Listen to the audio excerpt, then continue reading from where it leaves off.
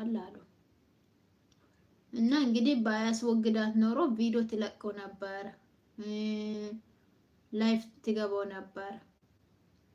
ጭራሹ አካውንቷ የለም፣ ፈልጊያ ነበር አካውንቷ ራሱ የለም። እና በሱ ምክንያት በፊትም ተለያይተናል። እኔ ውድ እልሻለሁ፣ ግን የሰው ልጅ መልካም ዘርተሽ መልካም እንዳትጠብቂ ከሰው ልጅ በምንም ታምር። አንቺ ለሄውዬ መልካም ነገር አድርገሽ መልካም ነገር አድርገሽ ከኔ መልካም ነገር እንዳትጠብቂ አደራሽ።